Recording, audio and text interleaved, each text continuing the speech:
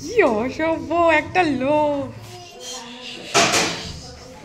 এরা এত পাকামো করছে, এই দেখতে দেখতে আমার রান্নার দেরি হয়ে যাচ্ছে।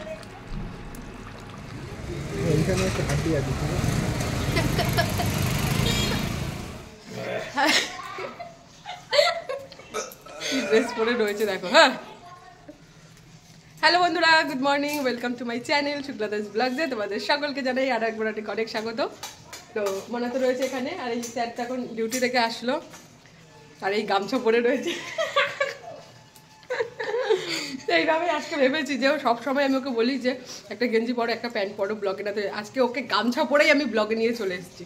তো চলো ব্লগটা দেখতে থাকো, সারাদিন কি করছি। আর আজকে তো মনে রয়েছে কিছু বলবে না। ঘুম থেকে উঠলাম, উঠে হচ্ছে রান্না বান্না প্রায় বলতে গেলে কমপ্লিট হয়ে গেছে, ডাল হয়ে গেছে, ভাজাভুজি হয়ে গেছে, এখন একটু শুধু মাছ করব। সকালে ব্রেকফাস্টের জন্য ওর জন্য ম্যাগি বসিয়েছি, আর আমি তো হচ্ছে ওই আগের দিন মুড়ি ঘন্ট করেছে, ও আর আমি মুড়ি ঘন্ট খেয়ে নিচ্ছি। এই যে গামছা ম্যান, একটু হাই করে দাও, দেখো না।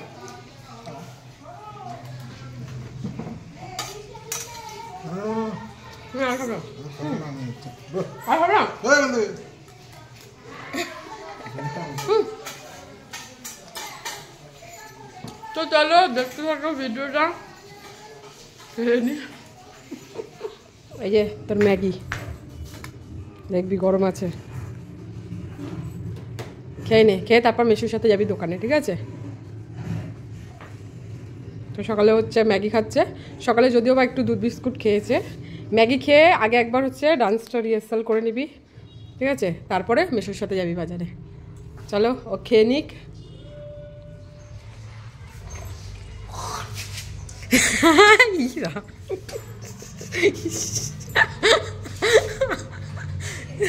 কি অসভ্য একটা লোক,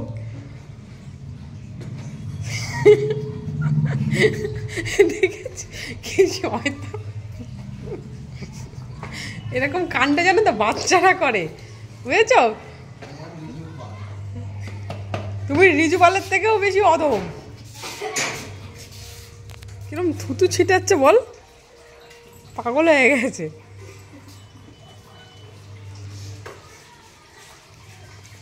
তোর মেশো এই গাড়িটাকে যা যত্ন করে না, তোর মাসিটাকেও অত যত্ন করে না, বুঝেছিস? এসছে ভয়ে লুকিয়ে আছে, দেখো। নেই নেই, চলে গেছে চলে গেছে, চলে আসো চলে আসো, এবার চলে গেছে আবার, চলে আসো। দাদা না, দাদা ভাই তো কিছু করবে না, ভয় এখানে চলেছে, পালাই পালাই। না আবার না না না, ওরকম করে না, কিছু করবে না, কিছু করবে না, ভালো ভালো। আসো আসো, ভালো দাদা ভাইটা, ভালো ভালো। আয় আয়, এই তো এবার ভালো ভালো ভালো ভালো ভালো, হ্যাঁ খাও এইবার, ভালো তো দাদা ভাই? তোমার গাড়ির আওয়াজ পেয়ে বলছে পালাই পালাই। দাও, দাদাকে দাও, ছিঁড়ে দেবে, ছিঁড়ে দেবে, বলো ছিঁড়ে দাও, বলো ছিঁড়ে দাও। দাও দাও, তুমি চোখগুলো কেমন করো একটু দেখি দাও, তুমি চোখগুলো কেমন করো,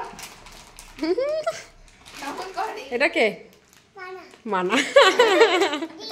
হ্যাঁ দিদি, মানা না, ঠিক আছে দিদি। হ্যাঁ হ্যাঁ খুলবো, খুলে দাও। আর এটাও একটা দিদি। হ্যাঁ এটা খোলা, খেলা করো, তোমরা খেলা করো, ঠিক আছে? এবার এবার এবার তুমি যাও, লুকা লুকা লুকা লুকা, এই ঘরে এই ঘরে এই ঘরে এই ঘরে লুকিয়েছে, দেখো।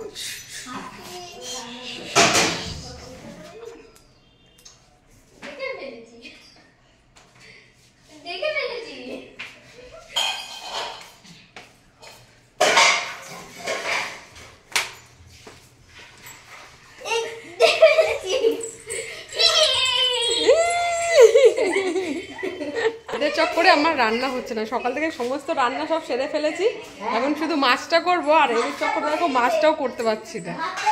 এরা এত পাকামো করছে, এই দেখতে দেখতে আমার রান্নার দেরি হয়ে যাচ্ছে। চলে আসো চলে আসো চলে আসো, ভেতরে ভেতরে খেলো। এবার এবার তুমি ধরো, এবার তুমি ধরো ওদেরকে, তুমি ধরো। ওরা লুকিয়েছে, ওরা লুকিয়েছে লুকিয়েছে। তাড়াতাড়ি তাড়াতাড়ি খোঁজো, তাড়াতাড়ি খোঁজো, তাড়াতাড়ি খোঁজো। দেখো কোথায় কোথায় যাচ্ছে, দেখো।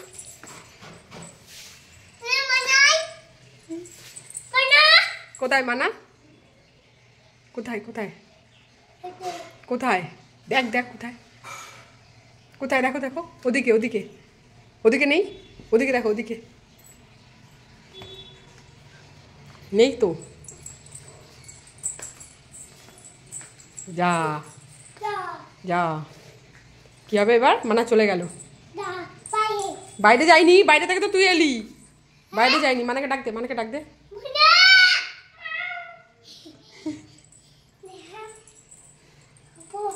ওপরে যায় না, আয় সব ওপর থেকে চলে আয়, ডাক দে, মানাকে ডাক দে। বলো আসো নিচে, বল নিচে আসো, বলো নিচে আসো, নিচে আসো। হ্যাঁ, চিংড়ি মাছ ধুয়ে ভালো করে লবণ হলুদ মাখিয়ে রেখেছি, আর কড়াইতে তেলও দিয়ে দিয়েছি। তো চিংড়ি মাছটা এখন হালকা করে ভেজে নেব।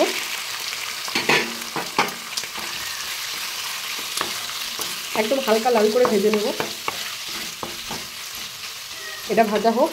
আর এই যে মিক্সিতে এখন হচ্ছে মাছের মশলাটা করে নিচ্ছি, এর মধ্যে পেঁয়াজ আদা রসুন কাঁচা লঙ্কা দিয়ে দিচ্ছি, এটাই মশলাটা করব। আর সামান্য একটু মাছের মশলা দিয়ে পুরো মাছটা রান্না করব। চিংড়ি মাছগুলো দেখো ভাজা হয়ে গেছে, একদম হালকা লালচে করে ভেজেছি, হালকা ভেজে নিয়ে এখন হচ্ছে একটু তুলে নেব।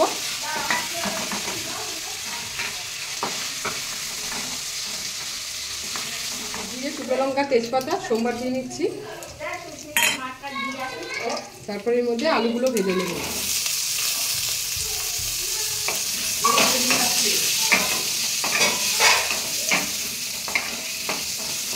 আলুটা একটু ভাজা হয়ে গেছে, এখন দেখো দিয়ে দিচ্ছি এর মধ্যে লবণ হলুদ,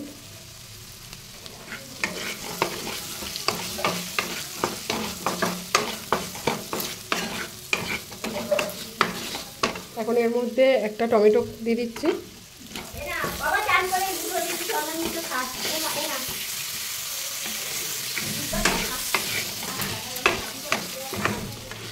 টমেটোটাও দেখো 2 থেকে 3 মিনিট একটুখানি ভেজে নিয়েছি, টমেটোটাও একদম গলে গেছে।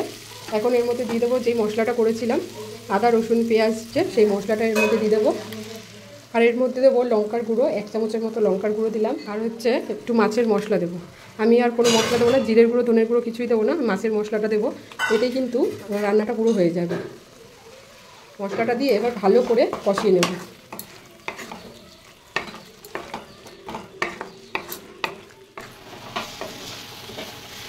মশলাটা কষানো হয়ে গেছে, এখন হচ্ছে এর মধ্যে মাছগুলো দিয়ে নেব।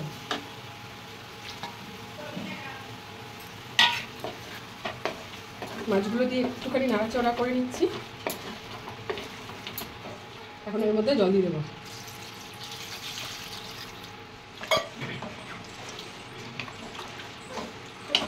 ঢাকা চাপা দিয়ে 10 মিনিটের জন্য ফুটতে দেবো।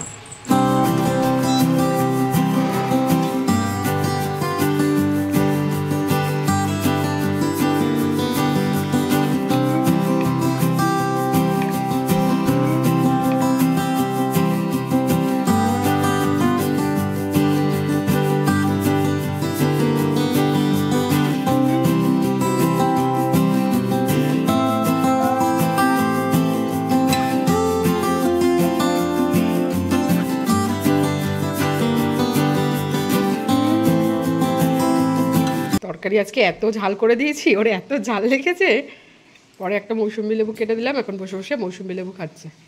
সব কটা খাবি? হ্যাঁ। দুপুরে 1 ঘুম দিয়ে নিয়েছি দুজনে বলতে 3 জনেই ঘুমিয়েছি।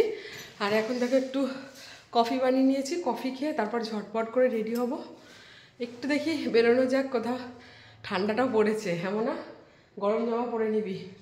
তো চলো, যেহেতু মেয়েটা ঘরে রয়েছে আর সৌভিকও বাড়িতে রয়েছে, কালকে তো আবার ডিউটি চলে যাবে, তারপর পরশুদিনও ওকে আবার বাড়ি দিয়ে আসতে হবে। তো তাই আজকে ভাবলাম যে একটু ঘুরিয়ে নিয়ে আসি, কিছু একটু বাইরে খাওয়া দাওয়া করে আসি।